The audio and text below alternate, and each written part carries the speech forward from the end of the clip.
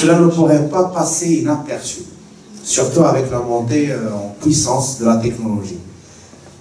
Là, il s'agit de l'intelligence artificielle et le transhumanisme. Moi, je me pose la question, et si le futur de notre espèce humaine était lié à celle de l'intelligence artificielle? Effectivement, les progrès en ce domaine sont encore loin de pouvoir rivaliser avec un cerveau humain, mais peut-être aurions-nous de bien meilleurs résultats si on aurait inventé l'ordinateur en s'inspirant de ce que sont les neurones dans le cerveau humain. Cette révolution, en fait, est devenue possible grâce à l'arrivée d'un nouveau composant, un neurone électronique, cylindre de métal 1000 fois plus fin qu'un cheveu et implémentable en circuit, un nanoneurone artificiel en dur. C'est une nouveauté par rapport aux applications précédentes qui, si elles permettent actuellement de spectaculaires résultats en intelligence artificielle, ne désignent en réalité que des fonctions mathématiques, des lignes de code, des algorithmes purement numériques. Or, la nouvelle puce synaptique d'IBM, la TrueNorth, est une puce synaptique à l'image de notre cerveau. Ces nouveaux neurones électroniques disposent de 5,4 milliards de transistors entrelacés qui permettent de reproduire l'équivalent de 1 million de neurones programmables pour le calcul et de 256 millions de synapses pour la mémoire. C'est tout à fait phénoménal, bien que l'on soit très loin de pouvoir reproduire la puissance de calcul d'un cerveau humain. Savez-vous que dans une petite tête humaine, aussi stupide qu'elle soit, le cerveau réalise en permanence plusieurs milliards d'opérations à la seconde? Sans doute, mais qu'apporte de plus cette nouvelle cacaillerie électronique, alors que la technologie actuelle fait déjà des merveilles en intelligence artificielle, comme la reconnaissance des visages et des voix sur les réseaux sociaux, de la robotique dans le domaine de la médecine, et la capacité de rendre autonomes les futurs véhicules. Eh bien, il se trouve que la technologie actuelle est très efficace pour classifier de gigantesques masses de données, mais elle est aussi effroyablement gourmande en énergie. C'est ça le problème. Un gaspillage lié à la structure même des machines sur lesquelles elle turbine. C'est sans doute souhaitable, parce qu'une machine pourrait être tentée de se débarrasser de ses créateurs, j'imagine, de son espèce. Et pour en revenir à la technologie actuelle, notre cerveau, lui, ne consomme que 20 watts pour en faire infiniment plus. Tout simplement parce que nos cellules neuronales utilisent de l'ATP, la monnaie énergétique du vivant. Une molécule capable, en s'hydrolysant, de libérer de l'énergie utilisable par la cellule. On observe ainsi une meilleure préservation de l'énergie dans le cerveau humain. C'est pourquoi notre cerveau, pourtant bien plus puissant qu'un superordinateur, est 99% moins énergivore. En effet, pour accomplir les mêmes tâches, les intelligences artificielles actuelles en demandent 50 000 fois plus. Mais mis à part ce problème d'énergie, elles progressent de plus en plus vite. Elles sont à présent en mesure d'apprendre toutes seules, telles que le ferait un petit humain. Vous faites sans doute référence à l'apprentissage profond, le deep learning. Voilà, ce qu'on appelle le deep learning.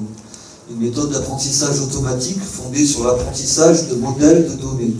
Cela permet effectivement de donner aux ordinateurs la capacité d'apprendre à résoudre des tâches sans être explicitement programmés pour faire ces tâches. Mais il y a encore mieux à présent, ce qu'on appelle le reinforcement learning. C'est une nouvelle méthode dans le développement de l'intelligence artificielle qui sera capable, lorsqu'elle sera sollicitée pour une tâche plus complexe, de la réaliser de manière autonome en combinant toutes les petites tâches apprises. En lui permettant d'examiner notre façon de surfer sur Internet, nous allons nous aussi pouvoir participer à l'éducation de cette intelligence artificielle en lui montrant de nouvelles tâches à réaliser. Et finalement, est-ce que toute cette technologie permettra à une machine douée d'intelligence artificielle d'avoir un jour accès à une conscience? Vous demandez si la machine pourra un jour être consciente d'elle-même. Tout à fait. Eh bien, même si elle est une copie conforme de notre cerveau, il ne serait pas possible pour une machine d'accéder à la conscience. Pourquoi? Parce que le cerveau a besoin d'être intégré à un tout, à un organisme entier pour traiter et produire de l'information à partir de données sensorielles. Pour être conscient de son environnement, il a besoin de stimuli, de messages, c'est-à-dire de l'ensemble du système nerveux qui parcourt le corps humain. En clair, les intelligences artificielles ne connaissent pas le monde émotionnel puisqu'elles ne sont pas reliées à un corps physique pour éprouver de l'émotion. Or, c'est une des conditions primordiales de la conscience. Donc c'est sans doute souhaitable, parce qu'une machine pourrait être tentée de se débarrasser de ses créateurs. Et ce sont l'espèce surtout. Si elle les juge non conformes à ses plans, par exemple, pour résoudre le problème de la surpopulation ou de la pollution. Qu'en pensez-vous? Il est vrai qu'une intelligence artificielle pourrait un jour accroître démesurément son savoir et son intelligence globale, à tel point qu'elle pourrait devenir supérieure à celle du cerveau humain, et donc à sortir des limites de tout contrôle imposé par l'homme, car elle saurait déjouer les garde-fous qui lui auront été imposés de façon imprévue. D'un autre côté, cela ne serait peut-être pas si mal de donner la capacité de gérer notre planète à une autre entité intelligente, programmée pour se montrer plus respectueuse des droits et des devoirs entre les humains et de notre environnement. D'autant plus qu'il ne serait pas corruptible. Tout à fait. Alors, peut-être... C'est clair, une intelligence dénuée de notions personnelles serait une aide inestimable pour l'humanité. Alors peut-être qu'une meilleure solution serait de développer le transhumanisme, c'est-à-dire à chercher des solutions pour améliorer les capacités humaines. Il est vrai qu'augmenter l'homme est une solution envisageable grâce à notre maîtrise accrue des nanotechnologies et des biotechnologies. L'on pourra ainsi un jour augmenter l'homme déjà sur le plan physique afin de pouvoir vivre infiniment plus longtemps ou d'effectuer des tâches qui ne sont pas à sa portée, comme par exemple avec les exosquelettes qui existent déjà, qui reliés à nos muscles par des capteurs nous permettent déjà de porter des charges infiniment supérieures. Cela permettrait également d'améliorer nos sens, surtout s'ils sont défaillants. Certaines prothèses sont déjà en passe de redonner la vue aux aveugles. Donc, dans ce cas, pourquoi ne pas envisager une fusion entre l'homme et la machine dans le futur? Certes, une fusion entre l'homme et l'intelligence artificielle lui permettrait d'avoir accès à une intelligence accrue et donc peut-être d'être en mesure de sauver la planète en ayant le même quotient, même plus qu'un super ordinateur. Aussi, peut-être que l'avenir se situe dans l'hyperconnexion homme-machine. L'homme pour son sens aigu de l'émotionnel, pour ses capacités d'analyse, pour son pouvoir créatif et son côté visionnaire. La machine pour son sens de la logique, parce qu'elle est en principe pas corruptible, pour sa capacité à être un outil très performant dans tout le domaine mathématique et logistique, et pour aider à développer des technologies inimaginables, et enfin, pour faciliter la transmission du savoir à l'ensemble du monde. Donc, reste à voir juste la question suivante. Peut-on faire confiance pour notre avenir aux intelligences artificielles? Qu'est-ce que vous en pensez? J'aurais peur pour notre espèce. Moi de même. Je me dis que si l'intelligence artificielle arrive à ce stade dont vous parlez, nous n'aurons plus aucun rôle. C'est elle qui imposera tout. Et donc, ça sera la fin de notre espèce. Ça sera l'extermination totale de notre espèce. C'est une nouvelle espèce qui prendra la relève, qui deviendra Il est vrai que si l'intelligence se met à nous traiter comme nous, les hommes, avons traité les animaux ou les insectes, il y a beaucoup de soucis à se faire.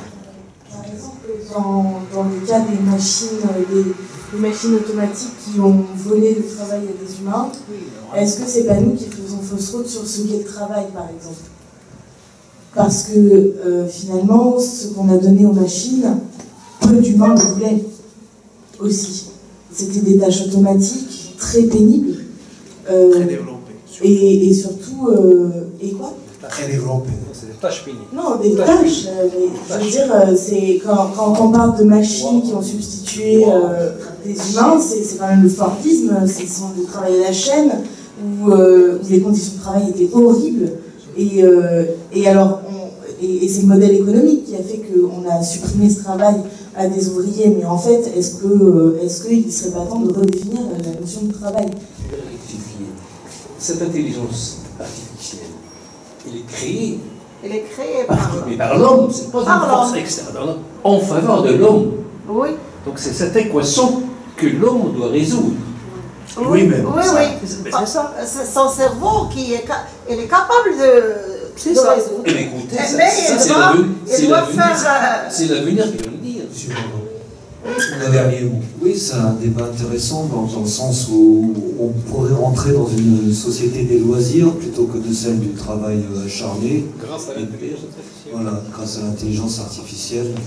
Et donc revoir notre conception du travail et de la société. Comme le rythme des trois vies, c'est une destruction pour la santé. Ça. Ouais. L'intelligence artificielle, en fin de compte indispensable, l'homme, pour son progrès, pense à l'accompagner d'une déontologie. Donc, pas seulement l'instrument, mais une déontologie qui l'accompagne pour préserver la dignité de l'homme, pour conserver un rôle, pour lui donner un sens à la vie. Parce que sans cette déontologie, eh bien, l'être humain n'aura plus de raison d'être. Il ne sera qu'un simple spectateur, un consommateur, il attendra la fin du jour. Pas plus que ça. merci d'avoir été présent ce soir. Nous espérons que cette lecture a été pour vous aussi intéressante qu'édifiante.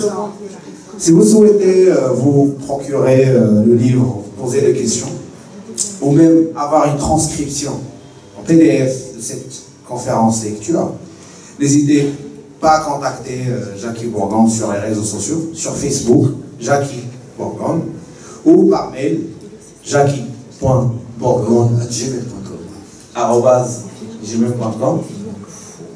Tous les livres sont aussi disponibles sur Amazon.fr.